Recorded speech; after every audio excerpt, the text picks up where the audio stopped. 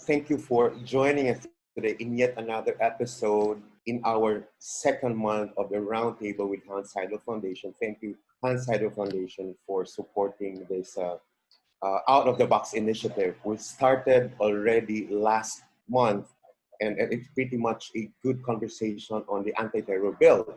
But even before that, we've actually already set the tone for this monthly roundtables that will go as far as December this year.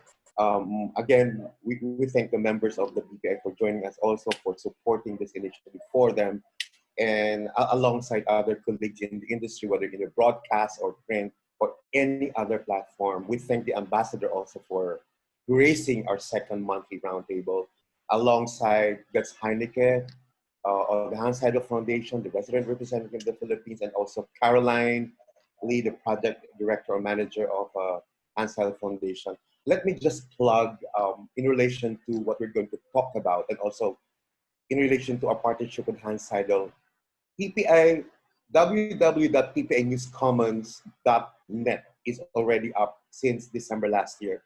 It is a platform for journalists writing about COVID-19, anything under the sun, for as long as it's under the framework of civic journalism. Why are we doing this with Hans Seidel Foundation? Partly also sponsored by Nickel Asia Corporation for those months not covered by the Hans Seidel Project. We're actually giving some amount to journalists, especially community journalists, for their stories on COVID. I think that's part of PPI's way of not actually, changing the condition, but I think it helps to know that there are struggling journalists out there, and compounded by the pandemic right now, and for God knows how long it's going to last. I'm saying that because we're encouraging journalists, especially print journalists outside Metro Manila, to write articles and reports on COVID in their communities, because the framework is civic journalism. We're sifting through. May and June were months where lots of stories were banked or uploaded in the PPI website. That's the PPI News Commons data. I'm plugging it again so that everyone can look at it. They're really very good stories. Imagine for a month, we're sifting through 200 plus articles, and we're narrowing it down to 30. No, I'm not saying they're outstanding stories, but they're pretty much significant stories for X amount. I'm not going to say how much is it, but I think I'm not saying it's also enough, but I think at this moment we're thinking about what journalists are doing right now in terms of, let's say, going on field in this very difficult situation. I think it's one way also of helping everyone who are helping people right now. I'm not just talking about journalists, but specifically, we're talking about conditions of journalists, challenging conditions of journalists, and that's exactly the focus right now. And having said that, again, we thank Hans Seidel Foundation for the generosity, for this out-of-the-box and unprecedented online activity or online forum via our roundtable, efficiently and ably moderated by a very good friend, seasoned journalist Melo Acuña. Maraming salamat. At this point, I'd like to call the resident representative to the Philippines of Hans Seidel Foundation, who has been a very good friend also to everyone, especially to PPN members. Please welcome Mr. or attorney. Everybody, well, you just don't know he's actually an attorney, a lawyer. Mr. Guts Heineke of Hans Seidel Foundation. Yeah, thank you very much, Ariel. Good morning to everyone. The Hans Seidel Foundation is the sponsor of this roundtable this morning. And the Hans Seidel Foundation is a German NGO with a goal to build up democracy and good governance. And for us, well-informed and independent journalists are essential and necessary for democratic and peaceful development. And that's already the reason why we are supporting through and with PPI civic journalism in the Philippines, and why we are looking forward for a rich, full roundtable this morning. So thank you very much, and let's have fun this morning. Thanks. Yeah, have fun. Let's have fun. Serious topic, but let's have fun. Maraming salamat. Thank you very much, Guts Heineke. We'll see one of these days. I think the conditions have been relaxed already. Hopefully, the situation gets better and better every day so that we can meet physically and talk about a lot of things. Maraming salamat. Hang in there. Enjoy. As you said, have fun. At this point, profuse thanks uh, uh, uh, to Carol for facilitating everything, and to Mike as well. Mike, if you're there, thank you very much for the tech, etc. Care also, and all of the people part of the training team who are putting all efforts to make this successful. At this point, we thank again profusely the ambassador, Her Excellency Anke Ratan Sowell, who is joining us today for some good words again for this second monthly roundtable. Please welcome the ambassador of Germany, Embassy of the Federal Republic of Germany, Her Excellency Anke Ratan Sowell. Good morning. Thank you very much, Ariel. Thank you for having me. Good morning, everyone, and thank you very much for inviting me for the second time to this Roundtable initiative. It is a pleasure and an honor to be part of this project. Today's topic, journalism, journalists and challenging conditions, is a very interesting and challenging one in itself, since the working environment for journalists around the globe is becoming more challenging, not only due to the COVID situation. Over the past years, we have witnessed increasingly worrying developments in many countries. Journalists are being threatened. Only a few days ago, a German TV team had to stop filming a demonstration against the measures taken by the German government on the COVID situation, because the team was verbally and physically threatened, not by the government, but by the participants of the demonstrations, and their security could not be guaranteed. The names of Jamal Khashoggi, Daphne Galizia, or Jan Kuciak have become symbols for the threats journalists who are just doing their work are exposed to. The Filipino artist from Cebu, Bambi Beltran, was one of the awardees of the Deutsche Welle Freedom of Speech Award this year. Bambi Beltran had been arrested without warrant after a Facebook post in relation to the rising number of COVID cases in Cebu City for violating the cybercrime law and the fake news provision of the Bayanihan to Heal as One Act. All this shows that freedom of the press is one of the most important instruments of public control of states and governments. If journalists and media are intimidated and harassed, if they cannot work and report freely about activities of the government, of abuse of power, of lawlessness or corruption, then free opinion formation and public control in a society are restricted or even impossible.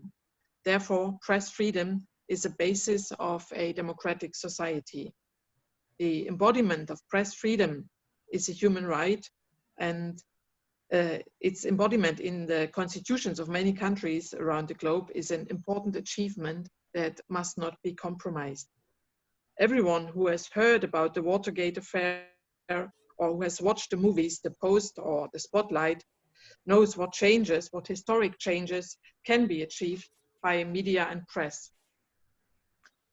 What has become obvious in the course of this pandemic in times of lockdowns and limited mobility is that the access to information, fair and objective reporting and provision of information are critical and can be life-saving.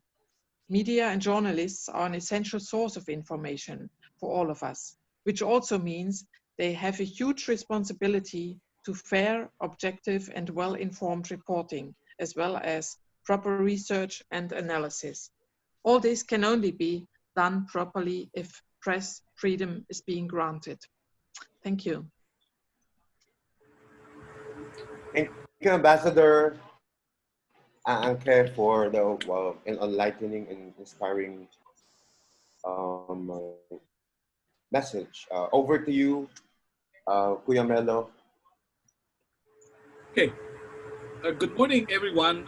This morning is a very interesting day because we have learned and experienced and seasoned people as resource persons who will share with us their views on what's going on, not only in the Philippines, but worldwide. Today, we're joined by Mr. Undersecretary Joel C. Egco. He is an Undersecretary of the Presidential Communications Operations Office under the Office of the President, and he's also the Executive Director of the Presidential Task Force for Media Security. We're also joined by Mr. Jaime Flor Cruz. He's one of the best Filipinos in Beijing. He was the bureau chief of Time CNN in Beijing. He's been in China as a student since 1971. We also have with us all the way from Geneva, Mr. Oliver Liang. He is a senior specialist in education, media, culture, and sports of the ILO, International Labor Organization. He can probably tell us about conventions and standards agreed by countries and how countries,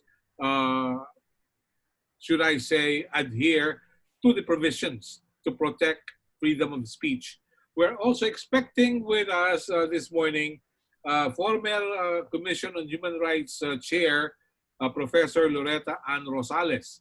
And we now have with us Inday Espina Varona, a contributing editor-writer of ABS-CBN News and Current Affairs, referred to as one of the endangered species these days because she comes from ABS-CBN. To give us a perspective of how the Philippines is, can we hear from Undersecretary Joel C. Egco? Joel, Mr. Undersecretary, tell us how it is today. Joel? Joel? Yes? Oh, Yes, yes, Joel. Good morning. Yeah, I did not get the last part of what Okay. you were saying. Yeah.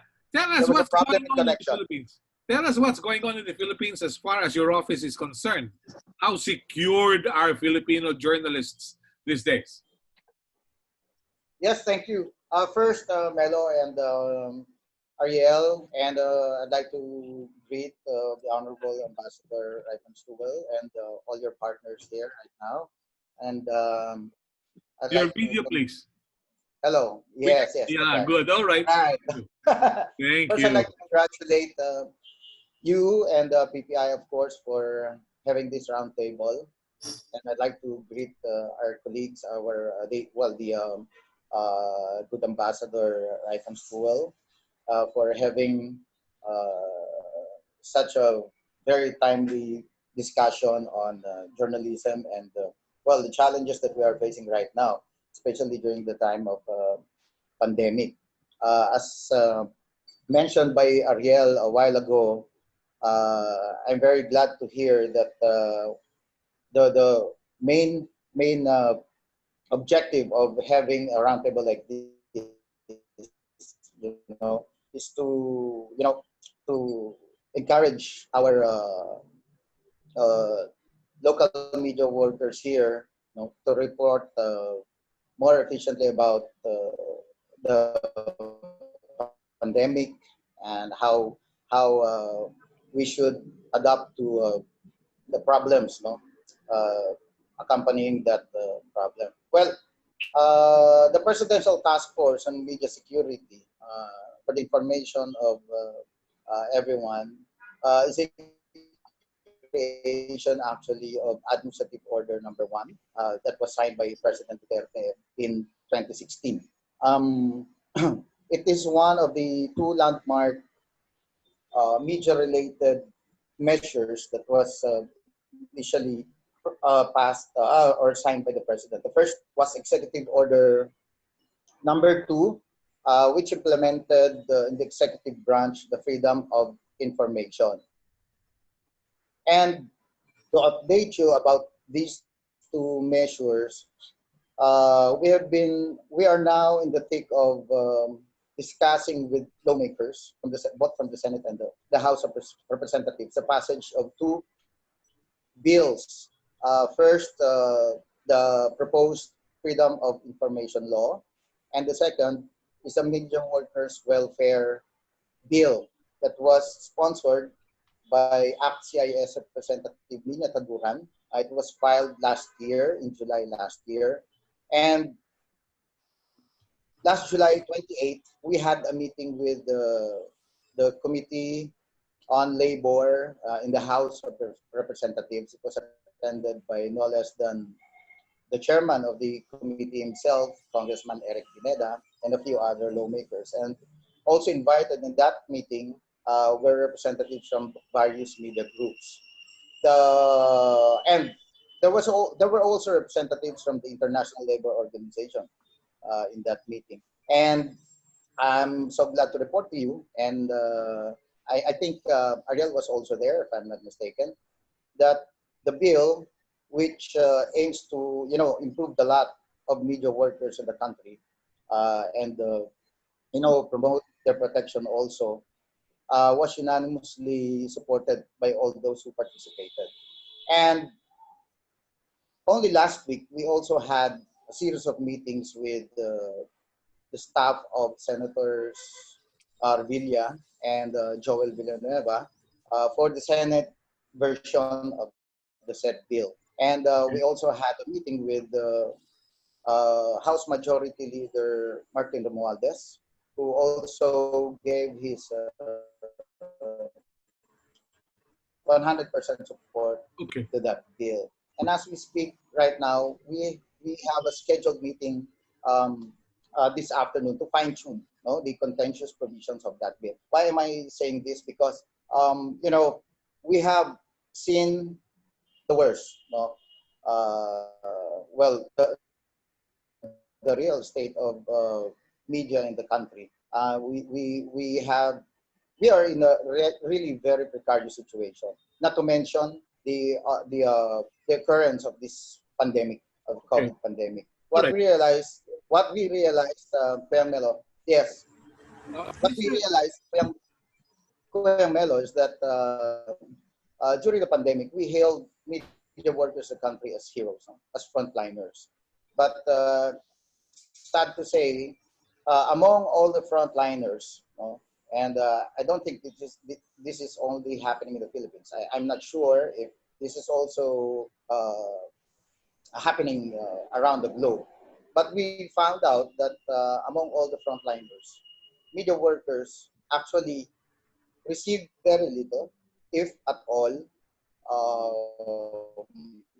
health insurance packages or even hazard pays. So what I'm trying to point out is that besides other problems that have always been besetting us, it is very important really to address the what we call the economic vulnerabilities of media workers in the country, and that's what the bill intends to do. And for the FOI, Freedom of Information, we would like to see it become a law, before before the president's term ends in 2020. Okay. One basic question. Please answer me very briefly, Undersecretary. How safe is it for a media man to practice in the Philippines? Is it still safe to practice his craft in the Philippines? Yes, of course. I'd like to cite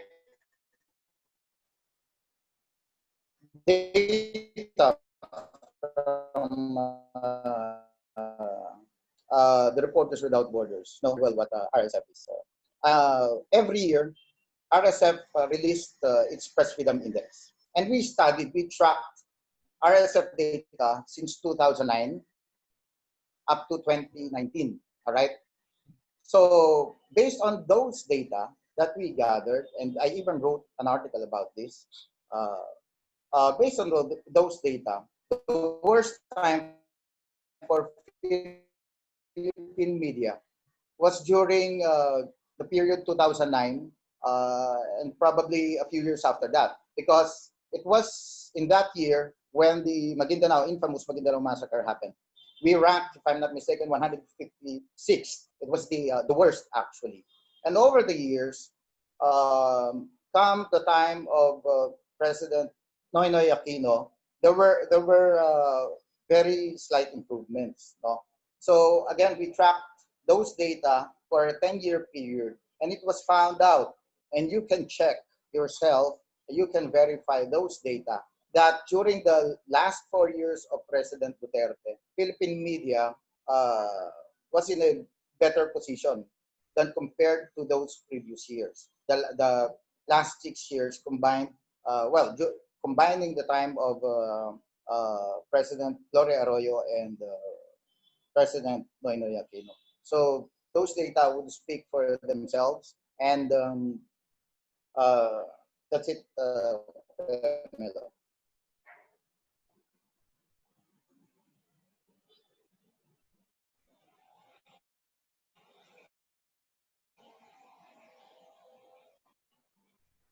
Melo, you're muted. To Mr. Olvella, all the way from Geneva. Uh, how are countries respecting that right to free expression? Can you give us an international perspective, being a senior specialist for education, media, culture, and sports, please? Yes, good morning, everyone, and thank you for inviting me to this very interesting meeting. As you know, I'm from the International Labor Organization, which maybe is not so familiar to many of you. We are a United Nations agency, one of the oldest, and we deal with labor issues. And what we do is bring together not only governments, but employer organizations and trade unions to develop international standards on labor. Now, the ILO does not deal traditionally with freedom of speech issues. Freedom of speech is an important right, of course, under international human rights, and it is something that is very much promoted by the ILO in terms of freedom of association. So it is recognized that freedom of speech is and freedom of expression are important rights for trade unions and for employers' organizations, for example, to be able to effectively create independent organizations. And in that respect, we have done quite a bit to support that particular right from that angle. However, where the ILO does come in, we work together with our sister United Nations agencies, in particular UNESCO, which, as many of you know, is the lead UN agency on the particular issue of freedom of expression, on the United Nations Plan of Action on the Safety of Journalists and the issue of impunity. And perhaps what's unique about ILO is that rather than seeing this as a freedom of expression issue, where often the responsibility is examined with respect to the government, how is the government protecting this particular right? We look at it as a workplace safety issue. Mm-hmm. And we look at how employers, what kind of responsibilities employers and governments through the regulation of occupational safety and health and labor issues, how they deal with this particular issue of safety of journalists, in particularly in respect to violence. So in this respect, what's perhaps most interesting is that last year, the members of the International Labor Organization, so together with governments, but trade unions and employers organizations, adopted the Violence and Harassment Convention, Convention number 190, and a recommendation that goes along with that convention. You can find those very readily on the ILO website. And that particular convention, which has now been ratified by 2 countries and therefore will enter into force, and we are hoping that further countries will ratify, basically sets out the responsibilities of governments, but also employers in dealing with and preventing violence and harassment against workers. The convention is quite complex, so I won't summarize it at this point. I'm happy to answer questions about it, but maybe a few highlights. It covers all kinds of workers, so irrespective of the employment relationship. So very much, for example, freelance journalists, freelance workers who may only have a very particular kind of work arrangement with media outlets. It also covers interns, volunteers, people who are somehow connected to the workplace, even people who have retired, people who have left, and so forth. And it covers violence that is committed, not only physical, but verbal, mental, online, cyber, and it covers also, of course, third-party violence, so not only violence by other colleagues or by the employer, but by third parties. So as the German ambassador mentioned, for example, if a rowdy crowd, for example, attacks journalists, and it defines the workplace as anywhere where work is performed. So that could be outside a studio, could be at a social event, could be traveling, and so forth. So it really takes this into account. This particular convention fortifies other conventions, such as convention number 155 on occupational safety and health, which also provides some very important principles on this issue. In particular, the responsibility of employers together with workers to set out prevention and risk assessment in workplaces. The duty of employers to provide protective equipment where that's necessary, and the right of workers to remove themselves of situations of imminent danger. So all these provisions, I think, are quite important in the very dangerous, sometimes very dangerous occupation of journalists as we go on. Over to you. Yeah. Let me ask you, how has technology and COVID-19 affected the working conditions of media men worldwide? Coming from the outside, looking at different scenarios, how are journalists faring with the challenging conditions today?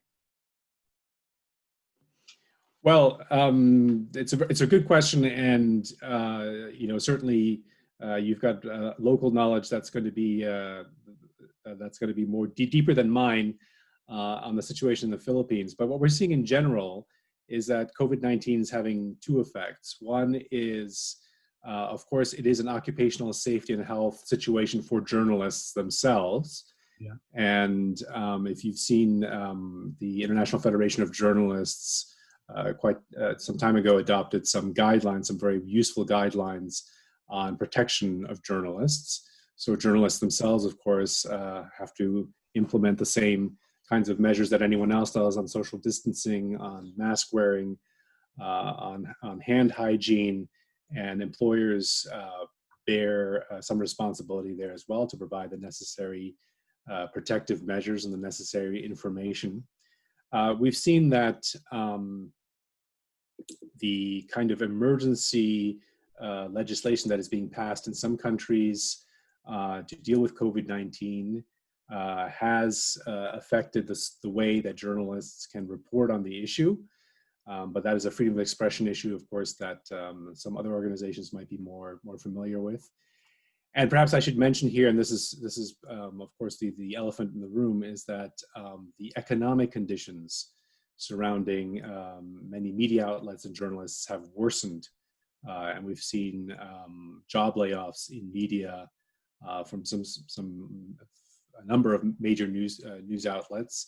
And this is ironic because it is particularly in this time of social unrest, not only due to COVID-19, but the Black Lives Matter movement, for example, that public opinion of major media outlet is starting to be quite high, that people are turning in these emergency situations back to traditional news outlets for what they see as trusted information, as opposed to the less formal news outlets. And yet at this very moment, these kind of economic pressures are affecting journalists. And of course, these economic pressures have an impact on the occupational safety and health. Journalists The reason I ask is, they put yeah, the reason I further ask, pressure on news companies. Mhm.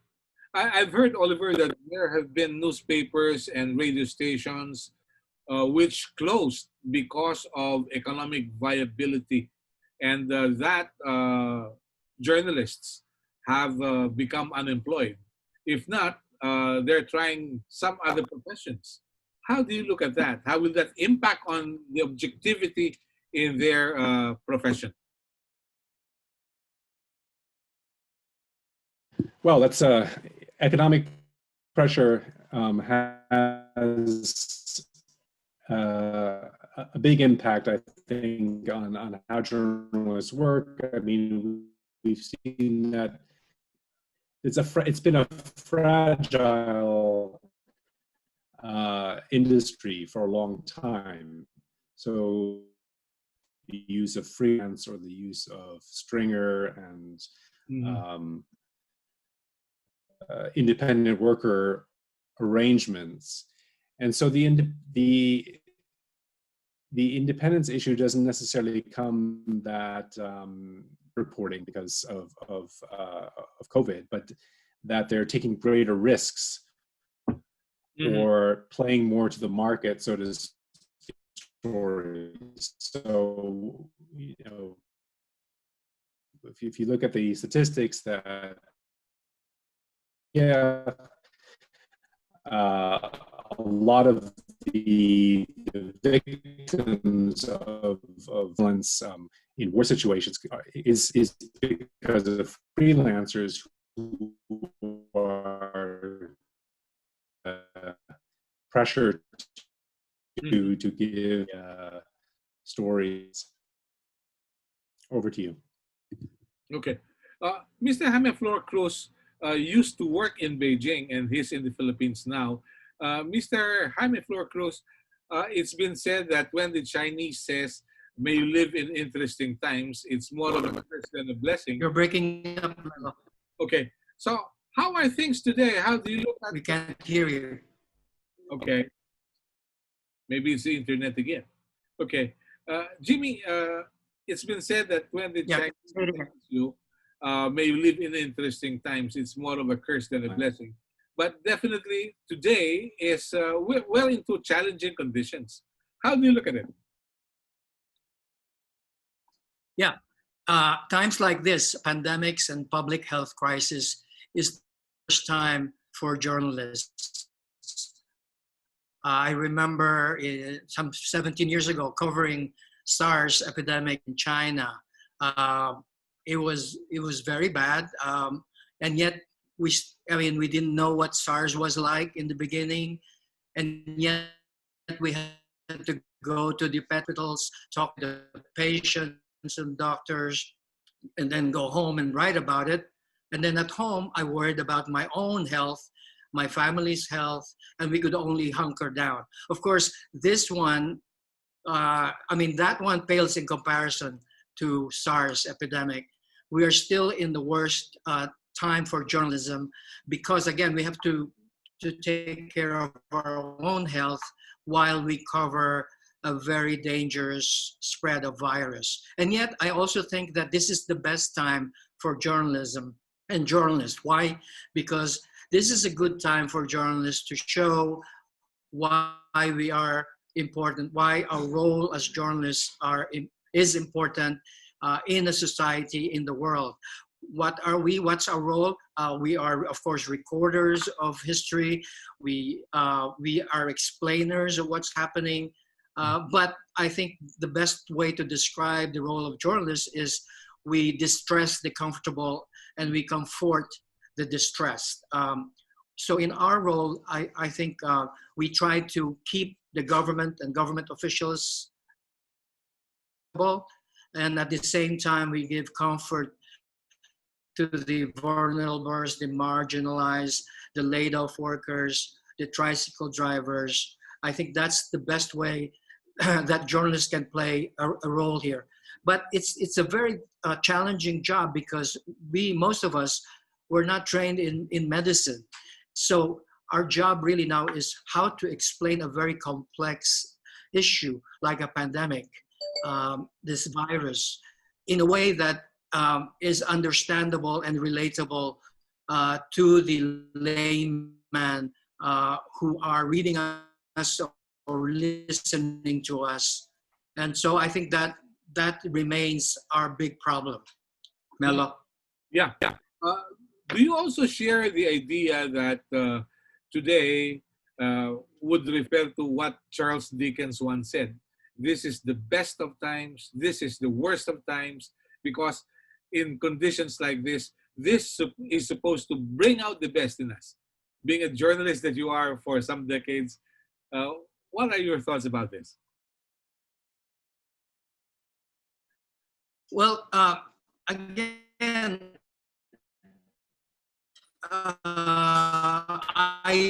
I commiserate and explain. It's not easy, especially in emergency situations like this. It's also not easy because governments tend to hide things or dilute information.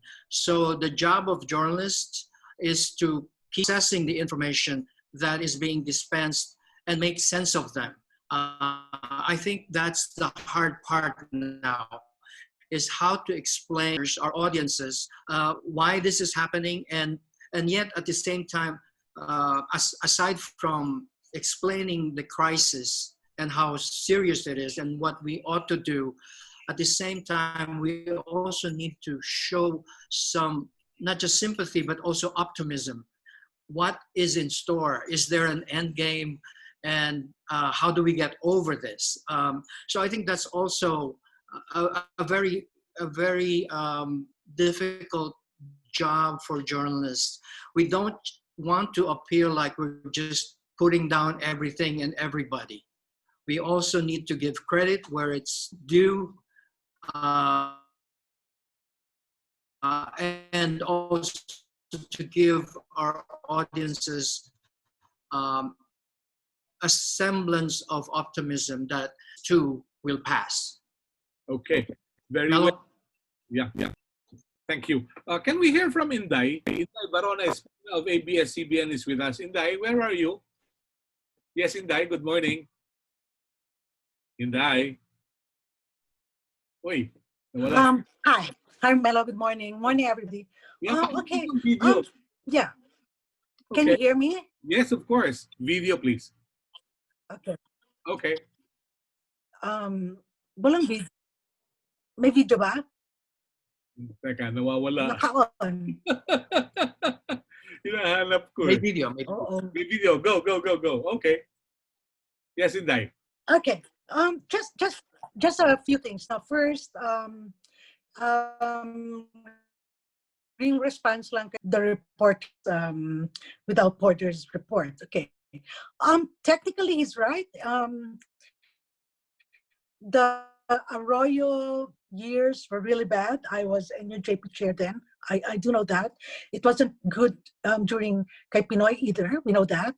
But it's not that good also under Duterte. We're actually 136. We're down 2 from last year. I'm looking at the RSF 2020 report. And contrary to the comforting noises that he said, the RSF actually says something pretty strong about what it calls threats to Rappler. It says grotesque judicial harassment campaign against Rappler.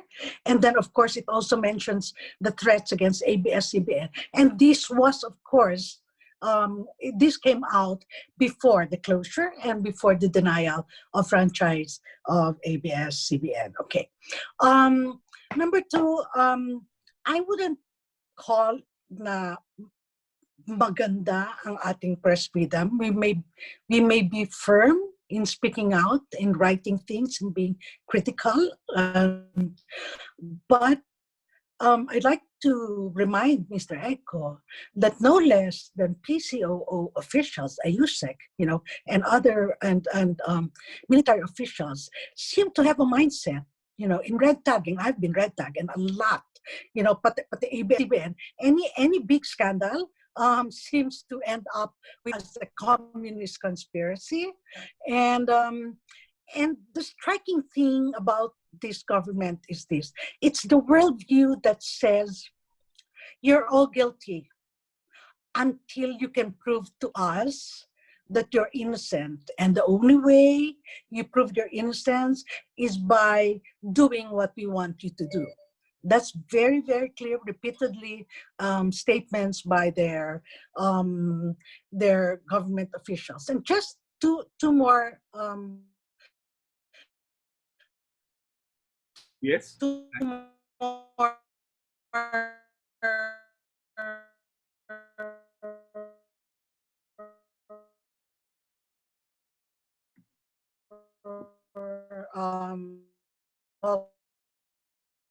The Section 4 in creating the commission on the PCO, which really hasn't given us to be on top of this commission. There's also compensation table 6 that gives them the right to legislate wages, enforce on labor laws. If we're going to enforce labor laws, everything. But if it's going to be, if they're going to be start nitpicking,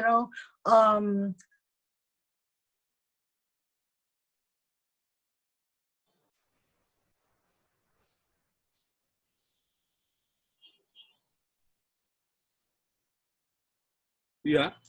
Hello? Yes. Excuse me. Let me just click something. nawala.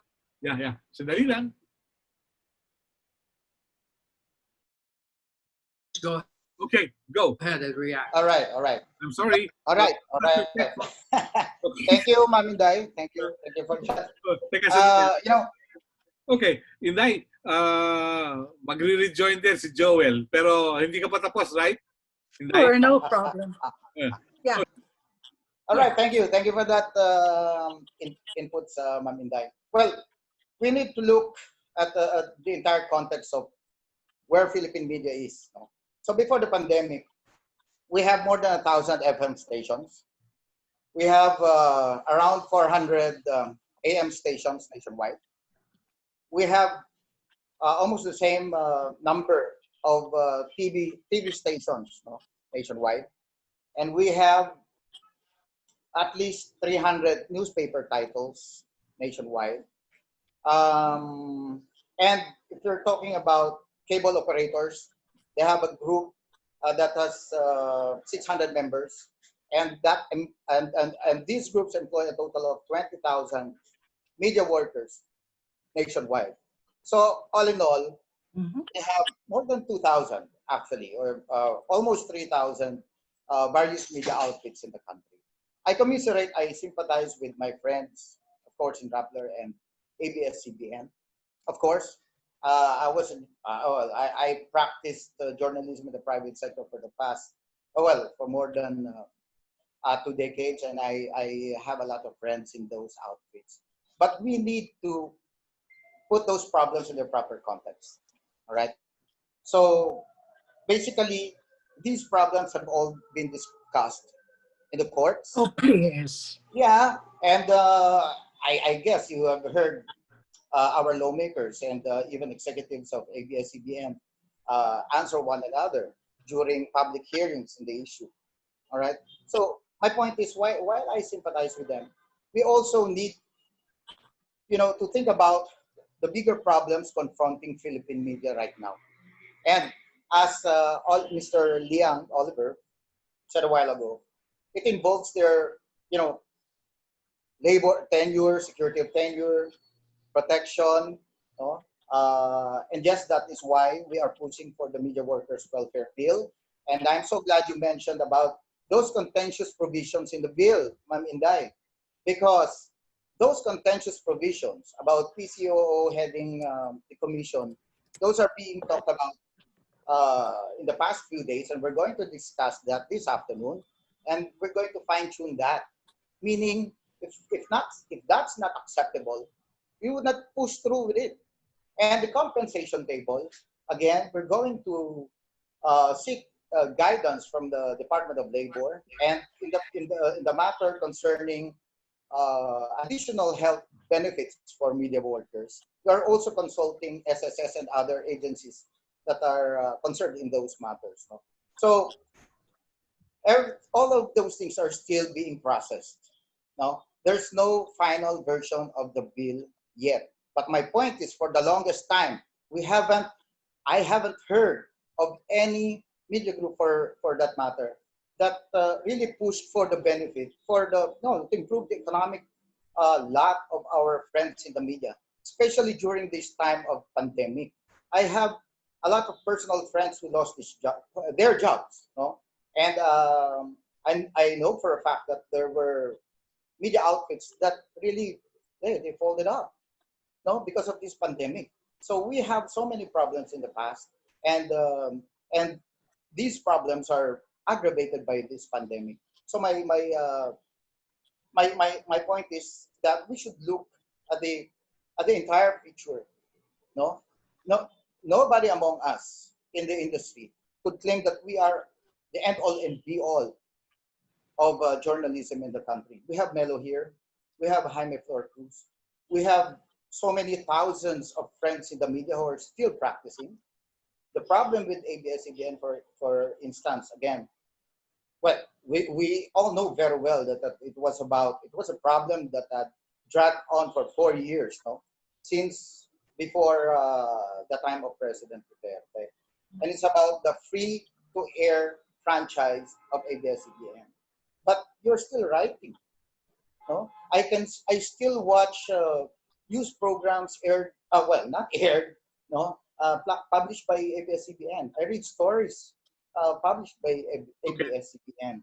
So when it comes to the context of press freedom, we should look at the entirety of both things, no? Okay. All right. Yeah, Dai. Okay, just can you hear me, Melo? Yes, of course, of course. Can you hear me? Yes. Okay.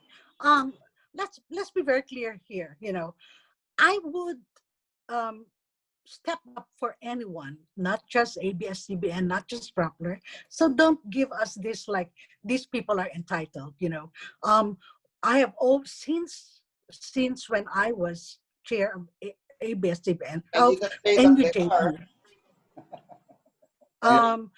Joel, we allowed you to talk. Allow us to talk, okay?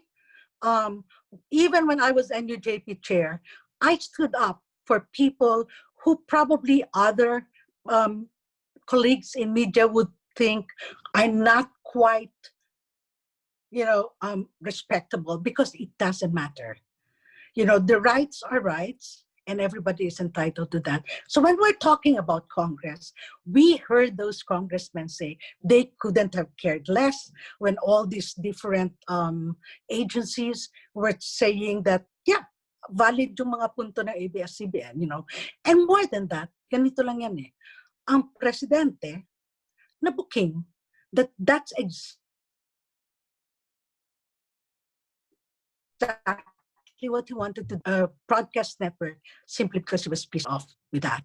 If that isn't, an attack on press freedom, But of course, you being you know that you're going to be, you're going to be defending the government position. But let's be very clear about that.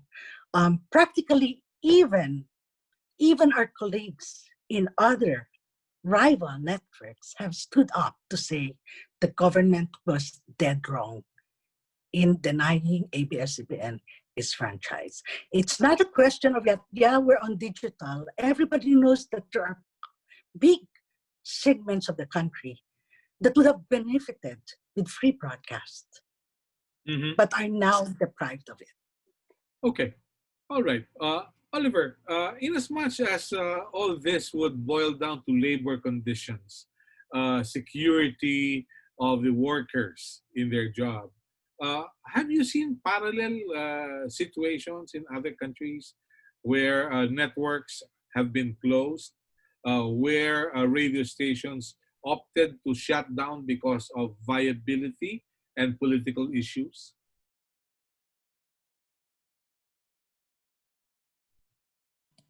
Yes, hi. Well, yes, it does occur in countries where press freedom is rated fairly high. The economic pressures have shut down a number of media outlets that no longer can work in the traditional manner, and we are seeing. But this is again something that other organizations dedicated to press freedom are picking up, is that. The new digital environment is creating all sorts of new legislation, which creates different kinds of pressures. So, well, as is well known, for example, libel and so forth, in a digital environment is a much trickier thing than in a print environment, because you have it can last longer. Other people can pick it up. Other people can retweet and so forth.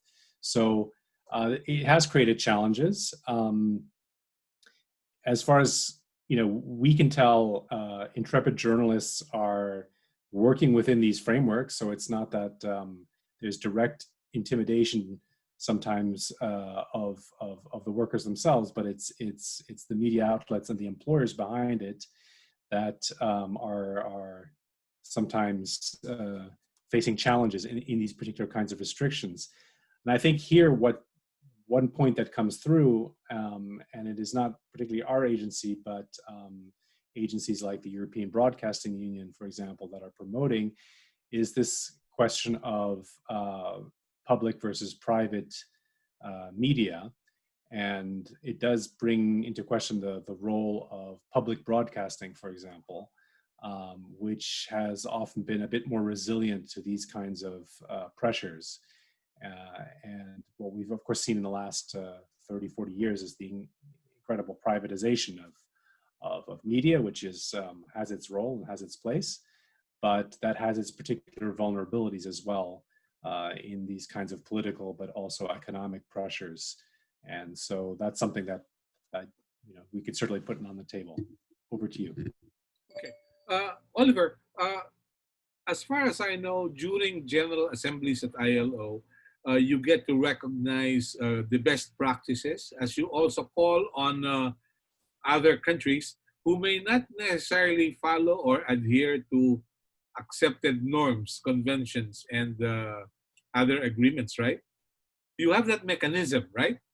So with this new convention, you mentioned number 190, how long will it take for ILO to look into the conditions among the signatory countries? Okay.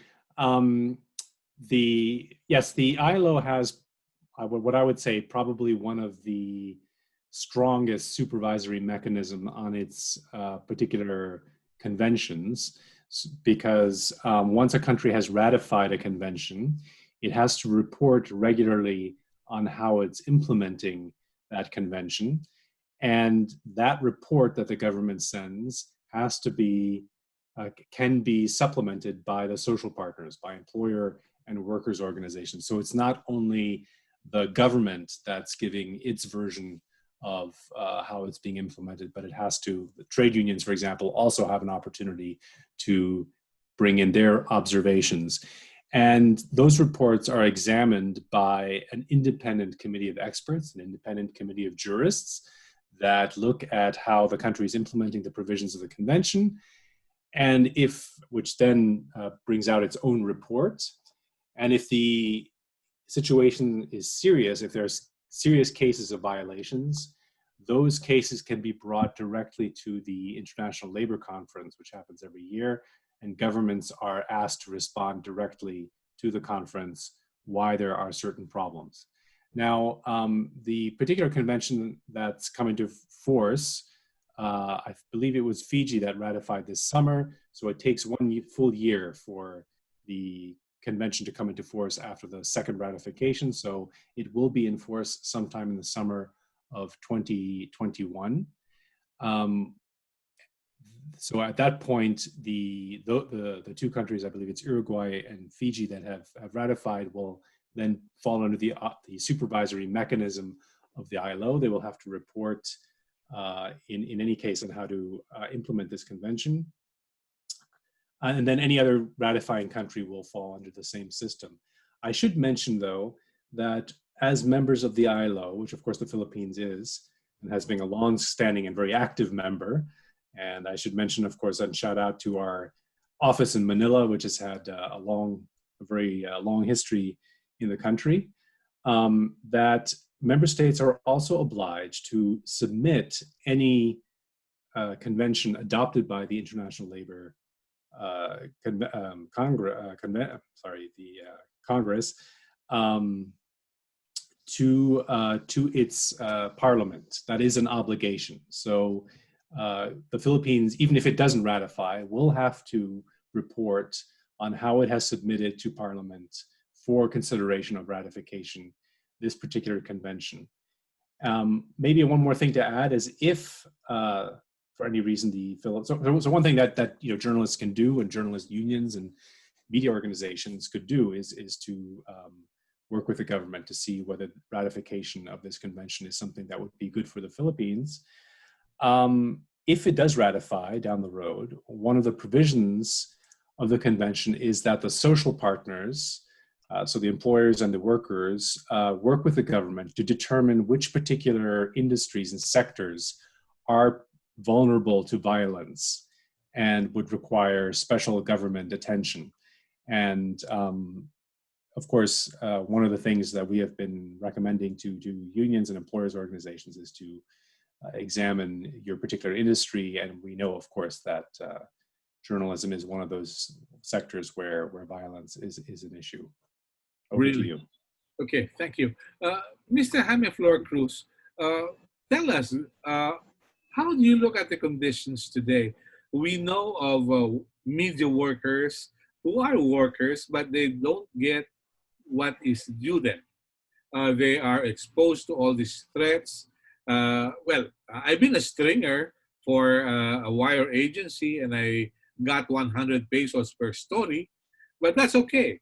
I found joy in it. What about these days? Will that still work, Jimmy?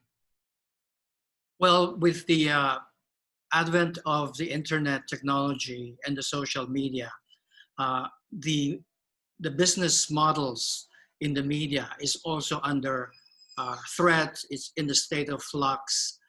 Some who have adapted survive, but those who have not or have failed to do so have died. And I think that's one of the challenges that we in the media industry face now. It's more than just freedom of speech. It's also survival in this very difficult market economy. At the same time, the social media has also given extra voice, extra platforms to many people. I mean, basically now everybody can be a journalist. Anybody with a mobile phone can break the news, can spread the news, and that's good, but it's also worrisome because whereas in the mainstream media you have systems, processes of checking, of editing. Now in the social media, anybody can say anything, and many of them are not held to be accountable to what they say. So I think that's one kind of long-term existential issue that we in the media industry face right now. At the same time, I must note that freedom of expression is also relative to the different cultures and different social systems, political systems. We have a lot of problems in the Philippines, but I should also note that in a way, we media practitioners in the Philippines get away with a lot more compared to some countries which are subjected to official censorship, or in China, the Great Firewall of China, for example.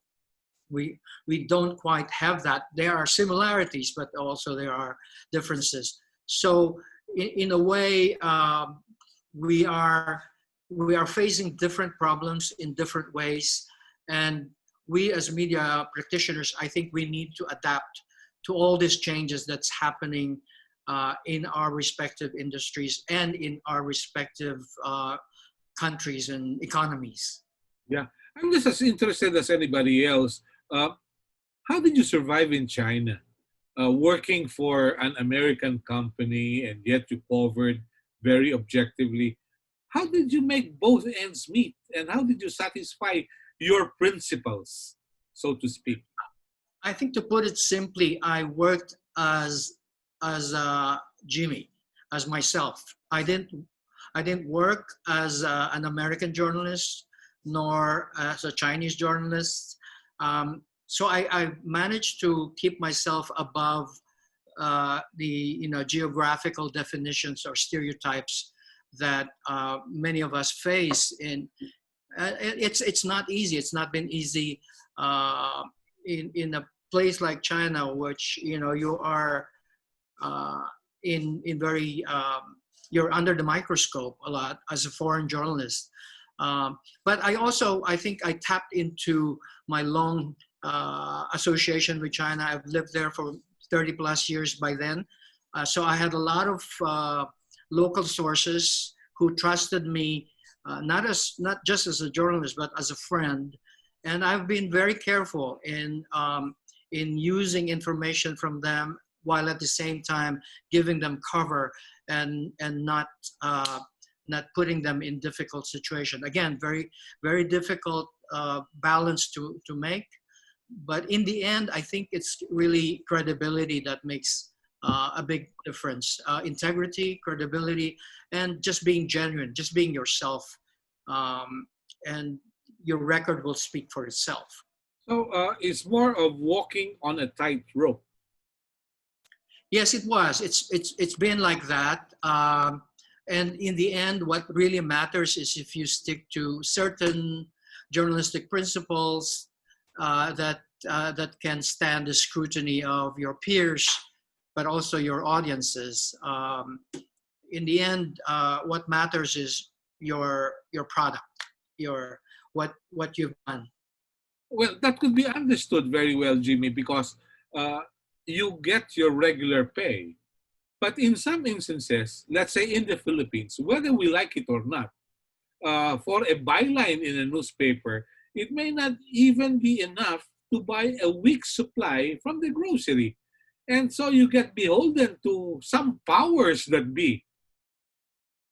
Yeah, that's true. And I went through that myself. I worked as a slave in the beginning, so to speak.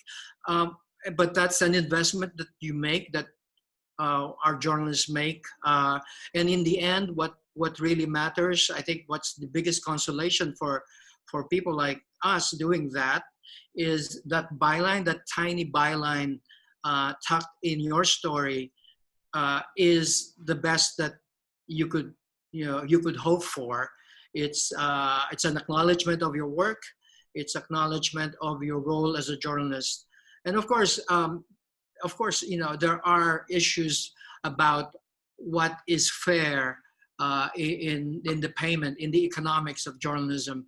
And you're right, a lot of the stringers do a lot of work with non-commensurate pay. In China, for example, a lot of work are done by Chinese news assistants. These are government-employed, young, ambitious people who wish to be journalists, but are confined to that category of news assistants. And in fact, they do a lot of our work. They do the research, and I don't think they get the commensurate compensation that they deserve. But somehow, that's the problem with the economic model of many of the media now. And that is also being challenged by the social media, by the internet technology. In the past, I could do a story with 2 or 3 other people, 3-man team. Now one person can do that, which of course means that the 2 others are endangered species. Yeah. I've seen somebody from Rappler, Paterno Ismael, shooting, reporting, editing, and Yep. well, it's a job of 3 persons, but he's doing it by himself. Reaction from Joel, Mr. Undersecretary. Yes, please. Yes, thank you, Boss Kuyang Melo. Just a quick reaction to Oliver and Sir Jimmy. Just when Oliver mentioned about media security. So, FYI, we have my agency, the Presidential Task Force on Media Security, is primarily tasked to protect the life, liberty, and security of media workers in the country. And, you know, under Article 3, Section 4 of the Constitution, there are 5 guaranteed rights, no? Of speech, of the press, of expression, the right to peaceably assemble, and the right to seek redress of grievances. But the question is, while these rights are guaranteed, are they protected since 1987? I guess they're not. But AO1 attempted to address, well, protection of press freedom in the country. How? Number one, we address physical threats, no? Or even imagine, whatever we may call it, threats against media workers who come to us for help. And we respond to them real time. If you call us in the middle of the night that 1 or 2 men are trying to barge into your house, within 10 minutes, we need to have reacted to that call. So it's real time. And for your information, we have, since 1986, when democracy was restored, we have on our inventory 256 cases, not all killings, 181 killings since 1986 up to present. And 56 reported threats to us that we acted on. And we have now, under our protection, six journalists who were shot but survived attacks in the past. So the 181 cases of killings are classified into 2, work-related and not work-related. And a lot of those cases are now considered closed by virtue of conviction. This has not been reported for the longest time. But you know, after we worked so hard really to secure a conviction in the Maguindanao massacre case. And I even promised in 27 that if the principal suspects would not be convicted before the end of the term of President Duterte ends, I will resign from my position. And lo and behold, in 2019 December, we were able to see the conviction of 31. No, there were more convicted respondents, no? But we counted the conviction as 31 because the 32nd victim, Ronaldo Momay, was not included in the conviction. And in the past, again, we have agents going around the country, no? And we discovered that there were 18 previous convictions of media killers in the past. So 31 plus 18, that gives us 49 total convictions. And this thing is on record. We can provide you all the data, whoever needs it. We have 49 convictions. Contrary in the past that a lot of people are saying that there was no conviction in the country. So this contradicts those things. And going fast forward to Sir Jaime, yes, Sir Melo, yes, everybody, the advent of social media actually poses a threat to to the security of us, the mainstream or traditional media, because as Sir Jaime clearly pointed out, anybody now can consider himself as a journalist. In fact, a lot of bloggers, a lot of maverick journalists have come to us for protection. And people are asking, do you consider them as legitimate journalists? No? So that's actually a question. And yes, I agree. It's a problem, not because a lot of people, everybody is shifting to online right now. But yes, it's a challenge because it's basically a one-man news outfit. A lot of friends in the media have shifted to it, and they're just one man operating an entire media outfit, for instance. So that's basically the problem. It doesn't go through the usual process of vetting, of editing, verification, at least, no, is some of the times nil, and that puts them at, you know, even greater risk. Yeah, I can Okay. imagine. All right. Inday, your reactions, please, before I go back to Oliver and Jimmy. Yes. Oops. Let's unmute in. Okay. Yes. Okay. Can you? Matagal na talagang may problema yung economic conditions ng journal sa Pilipinas. NUJP, pati yung mga media unions, no? Personally, my old magazine, The Graphic, laid off most, maybe except 2 of its workforce, the Turks, no? And in Bacolod City, the venerable Visayan Star, where si Dad isa sa mga nag-found niyan, and where he wrote for decades, is ending its print run in the end of August. Sabi nga because businesses are really hard up. They can't, where print journalism is concerned, advertising ang lifeblood, kahit naman sa broadcast and sa radio. So it's really, really bad. But I'm glad, and I'm going, this is good news, because I've seen photojournalists, and they're among the most vulnerable. We know that because a lot of them are freelancers also. I've seen a lot of good self-help practices that they've established among different groups, and individuals, and I think that helps a lot. It does not, of course, it does not substitute, for the care that employers, should extend to their workers. But the truth right now is, marami pang may nagkaka-PM lang sa akin. I think 2 more low provincial papers around the Visayas are also closing shop. So that's a lot of our colleagues right now who are going to be facing problems in livelihood. Yeah. So would you say that this crisis is indeed the litmus test for resilience and survival? You have to make a difference between resilience and survival, right? Yeah. Survival, ang resilience kasi sa business models, I think they're rethinking, especially, and that could help. I am not that pessimistic with many people going digital. I've spent years teaching citizens to be journalists, okay? May problema nga dahil ang vetting kulang.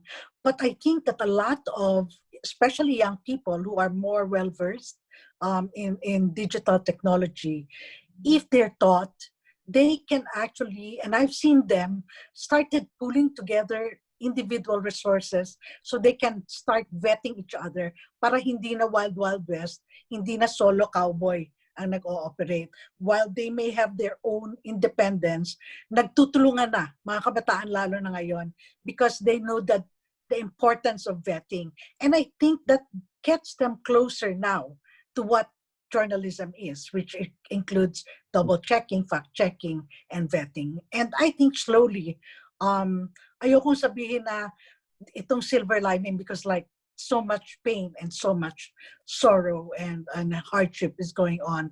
But I think people are finding and searching for what can be done under really, really difficult conditions. This is my question for you and for Oliver. Because in some instances, like Joel Egco, he was separated from his job because of cost cutting. Now, I was told there will be reprogramming. So I ended my program at Radio Veritas. So I said, okay, it's no problem. It's an acceptable way out. And it's graceful indeed. Do you see more cost-cutting reasons and reprogramming in the broadcast industry and in the print industry? I think so. Definitely. Diretso, maraming mga employers, diretso nagsasabing, hindi namin kaya. Paano natin to i-handle? Do we fire everyone? Do we modify our work structures? If it's slope siya, no? Dahil slippery slope siya, pag sinimula na yan, dire-diretso. So, baka yung labor standards lalong lalala. And yet, at the same time, people who have worked for some time in these companies realize also yung difficulty that their companies are faced right now. And so sila mismo tumutulong rin, naghahanap kung paano mapangbawalan, itong problema. And when we say that media does not exist in a vacuum, Melo, that same thing is happening across all industries. Even regular workers are now being paid what? A third, or minus a third of their wages. Not because kasi ubus na yung leave nila, and now it's a no work, no pay world out there. And so practically all my nephews, the friends of the children of my friends are saying they've had pay slashed, even if they're regular. It's across the board, apparently. Really? Okay, thank you. Oliver, would you care to react to this? Because definitely labor standards will be at stake when broadcast industries say we will have reprogramming, so we won't need you anymore. And as far as the print is concerned, there will be cost cutting, so we have to take you out of your job. How do you look at this? Yeah, I mean, I believe that Ms. Inde was absolutely right. This is something that we're seeing across lots of industries, this transformation, disruptions, changes. Some of it is because of technology, because social media and so forth. So, media restructuring, company restructuring is a fact. It is going to happen. What the ILO tends to support in these situations is social dialogue, is to make sure that there is dialogue about a just transition. So if you have destruction of jobs in major media outlets, that might be being picked up by increased jobs in other kinds of industries, social media, for example. And governments, employers, and unions have a role here in making sure that there is adequate social protection, so unemployment insurance, for example, for people that are affected, but also skilling and reskilling and upskilling strategies so that workers that are likely to be affected can retrain, can get the skills they need to enter growing industries. That is generally what we would recommend. I want to come back maybe just to a few points on violence and protection, if I may. Please. And it's good to hear, of course, about the work that Mr. Echo is doing that the government is doing on protecting journalists. I do have a question, though. Would it make sense, or are journalist unions, for example, and journalist employers organizations involved in this presidential commission? Yes. This would be, of course, a strategy to make sure that the solutions on the ground are really tuned, and it's good to hear that they are. That is something that would be important. One of the things that certainly from the ILO standards that comes out is the importance of prevention and risk assessment. So it is good, of course, to prosecute and make sure there's no impunity for violence against journalists, but just as important is to prevent these instances in the first place. And so working with social partners to see where the risks are, what kind of preventative measures, including the emerging phenomenon of cyberbullying and cybercrime, and training, for example, police institutions on how to deal with threats against journalists might be a strategy. That's something that we've seen come out of Europe, for example. And then maybe just one last point, and it's not just bad guys out there that are the problem. Unfortunately, one of the things we're hearing from the unions is that there is, of course, sexual harassment and violence also within newsrooms from journalists themselves and from employers. And that is something where employers and governments also have and unions have a very important role in developing cultures and preventative mechanisms. Certainly a lot of female journalists are subject to this. And as Mr. Flora Cruz was pointing out, the very precarious conditions in which young journalists start out with make them particularly vulnerable to this kind of pressure and violence. Thanks. Okay. Jimmy, your reactions, please, before we wind up. Yeah, I think surviving in this digital disruption is very difficult. We all have to fasten our seatbelts and, as you said, resiliently adapt to it. On one hand, I think what Inday and the other colleagues here are doing is to train or help train the journalists, especially the young contingent of journalists. But I also would like to add the need to, I don't know, educate the audience, the market. The biggest problem, I think, is that the young generation of our market, of our audiences, are not really willing to spend, to pay for the journalism that we do. You know, the millennials, the new generation are now used to just getting things free. So how do journalists, how does the media industry survive in that context? Looking down, I think one, we need to do a better job at news literacy to make our audience, to help our audiences appreciate the need for vetted, correct news. Don't just believe everything because they are on social media. A lot of people do that. So we need to educate our audiences so that they will appreciate better the role of journalists and of journalism. Very good. All right.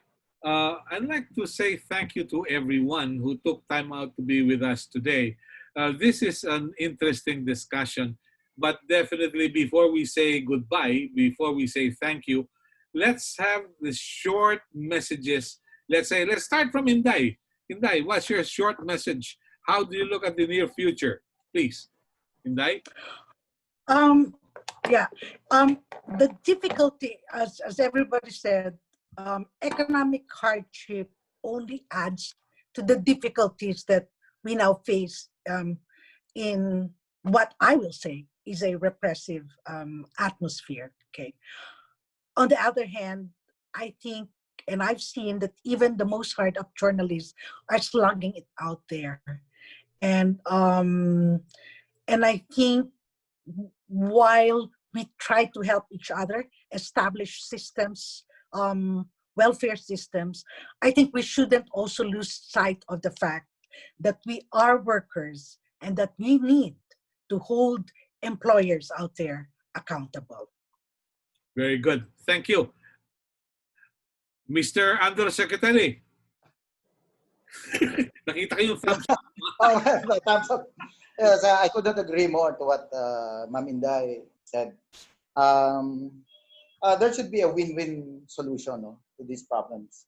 Win-win formula. While we, of course, are very concerned about the welfare of our friends or media worker friends in the country, we do not disregard the fact that employers also have their needs, you know. So we need to strike a delicate balance between the two. So it should be a win-win formula. And as my final words, well, thank you, PPI and everyone here, to your sponsors. You know, I'm really looking forward to join you in discussions like this, so I can interact with a lot of people. So for the public to have a better understanding of what's really happening around, they don't just hear from us.